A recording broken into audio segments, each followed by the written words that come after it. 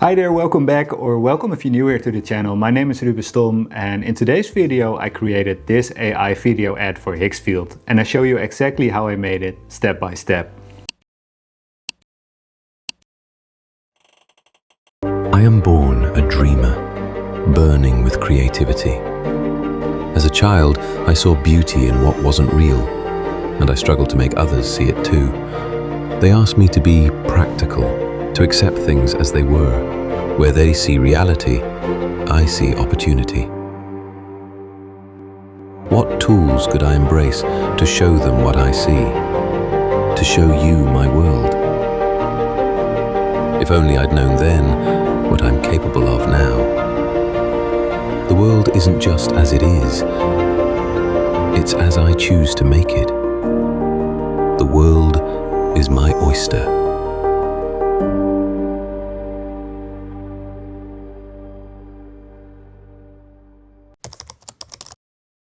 To create the footage for today's video, I used Higgsfield itself, and if you aren't familiar with the website, it is an aggregator site that offers access to many different AI tools. So I specifically used Nano Banana Pro for the images and Kling for the video generations, both inside the Higgsfield editor. And for the voiceover of the video I used 11 Labs, and I'm not affiliated with any of these tools. These are simply the tools that I prefer using in my projects. Before starting this project, I had a clear idea. I wanted to create a video ad for an AI tool that shows what is possible creative-wise now in comparison to what it used to be. And I wanted to do this by telling a personal story. So the concept was a younger version of myself, thinking about ideas and imagining things, but struggling to show them to the world because I didn't have the right tools. And now with AI and Higgsfield, that has changed. So I basically created a video ad for Higgsfield using their own AI tools, and that was the core concept. Next I wrote the script for a voiceover, and I did this first thing as I had something in mind for the script, but later in the process I added some additional pieces because it helped with delivering the message better. Once the script was finished, I blocked out the scenes, and this means deciding what visuals match each part of the story, the order of the clips, and the overall setting for the video. And this early planning makes the rest of the process when generating the images and videos so much easier. For this project I chose this indoor home-like environment, and I also decided that there would be only one main character. Not just because I like the idea of one character that tells the story from his perspective, but also for a more practical reason. Too many characters can easily break realism and consistency, especially when you generate videos with AI. This is probably the most valuable part of the process. Find a style that fits your story and then apply it consistently. If you see my previous videos, you may know that I like working with warm tones and strong shadows, and I wanted this video to stay close to my personal style. So I created what I call a style filter, and first I selected a reference image that matched the mood that I was looking for, and this can be any image, a photo, a film still, anything. And I used this image from Unsplash. I uploaded it to Gemini, and then I asked Gemini to reverse engineer a prompt. And this basically means that I let the AI model write a text prompt that would generate a similar looking image. And I asked the AI model to divide the text prompt into two parts. The first part describes the objects and composition shown in the image, and the second part covers the style, the mood, the lighting and the shadows. And that second part is the important part and is what became my style filter. I added this to every image prompt, and that's what created that consistent and professional look. I created a video, by the way, on how to create a free app with Google's AI Studio that automatically reverse engineers image prompts based on your uploaded images. I'll leave a link in the description to this video in case you're interested. To maintain consistency, I always create reference sheets. And in my case, this ensures that the character stays consistent in each shot. And here you can see the character shot that I created. I used a front view, a side view and a back view of the character. And the back view is especially useful for these over-the-shoulder shots. The key for any reference sheet is simplicity, as you don't want the AI model to include any unwanted objects. And that's why I use a plain light gray background, neutral lighting and no distractions. When generating videos in Higgsfield, there are four main options. You can use a text prompt only, and this gives the AI model the most freedom. And in my experience, text only prompts are less reliable and harder to control. You can also add a reference image as a start frame to your text prompt, and doing this will set a clear starting point for the generated video, but also gives the AI model more freedom for the rest of the clip. And this is very useful if you want to copy a specific style from your reference image, but also want the creativity of the AI model. If you need more control, you can also add an end frame.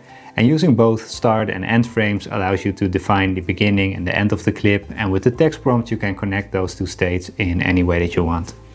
And as a fourth option, you could also add a reference video to your text prompt, and this can be very useful to edit an existing video, for example. I decide on what option I use based on how much control I need. For example, in this shot with the wooden toy airplane that flies away from the viewer, it is best to only use a start frame, because in this case I do want that reference image as a starting point and to set the overall vibe of the clip, but I also don't want it to constrain the AI model with an end frame.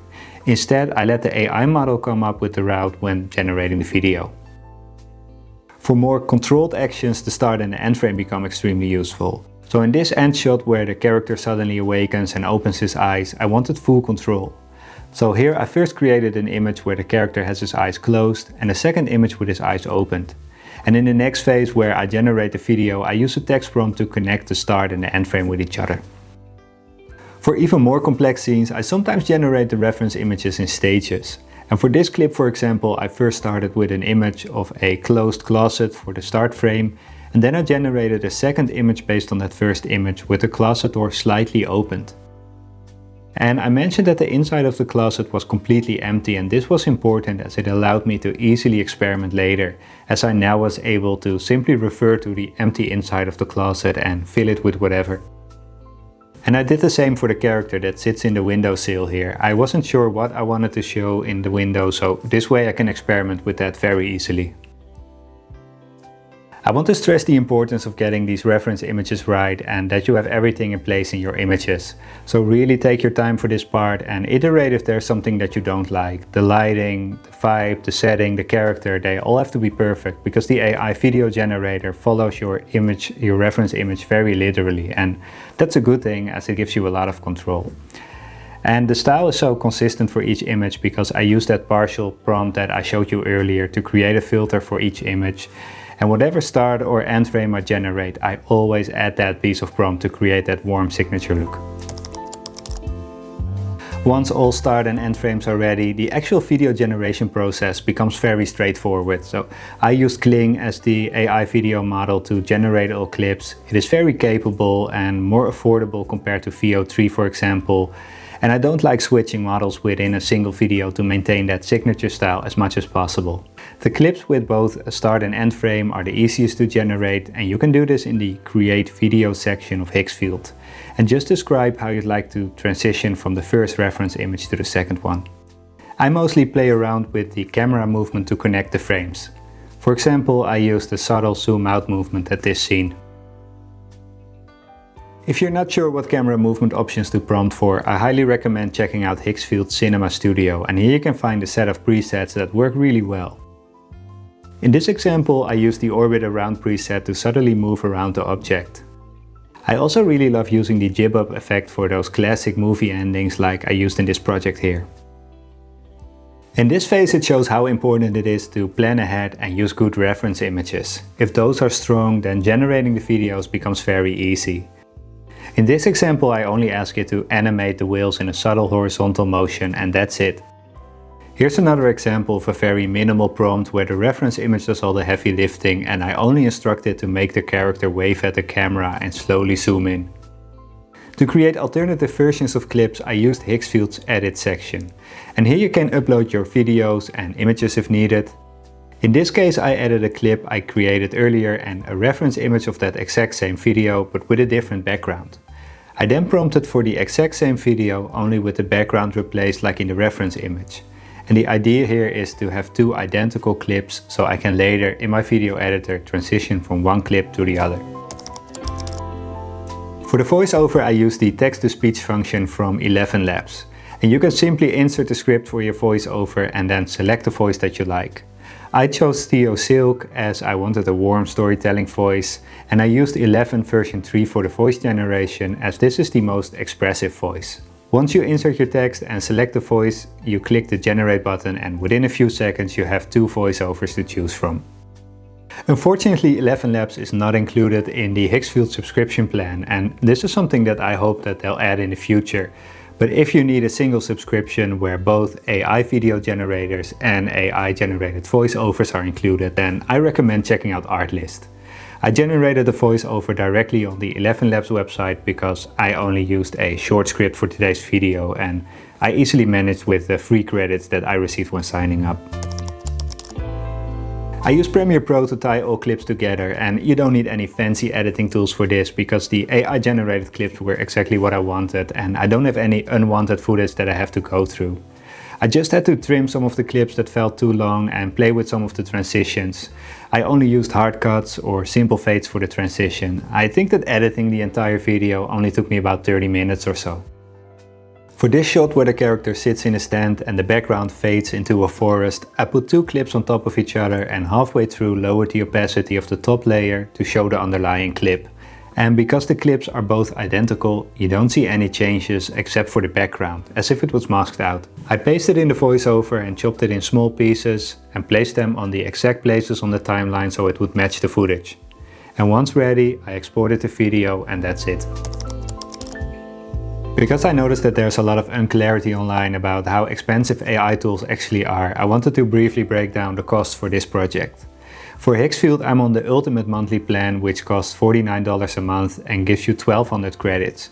And the plan you choose matters a lot. A yearly subscription lowers the monthly price, and the Creator plan gives you even more credits per dollar. On this $49 plan, I get unlimited Nano Banana Pro image generations.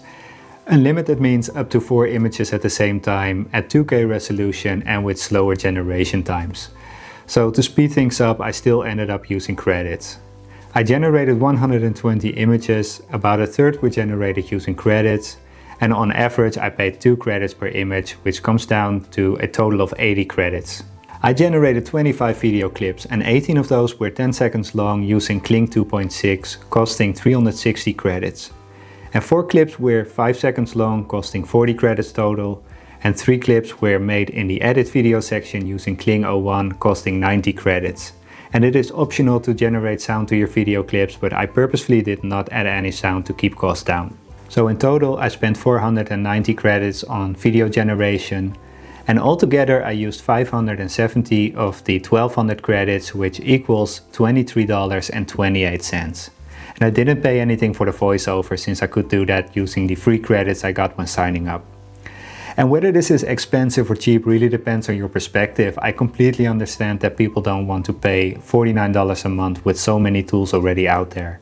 But at the same time, it is kind of crazy that you can now create a full video ad with special effects for less than 25 bucks. If you think about how this used to be done, finding locations, the camera gear, hiring actors and an editor, this would have easily cost thousands of dollars. Okay, so there you have it, the full process behind this project. And what makes this approach so powerful is that it turns AI video creation into a structured, repeatable process that you can use in actual client work. And by defining your concept, locking your style, building reference sheets, and carefully controlling start and end frames, you are no longer just generating clips. You are purposefully designing your shots. I added all prompts and files to a free download, which you can find in the description, so you can get started with creating video ads this way yourself. I hope you enjoyed this video, and if you have any questions about the workflow, the prompts, or the tools that I used, feel free to leave them in the comments below. Thank you for watching, and I hope to see you in the next one.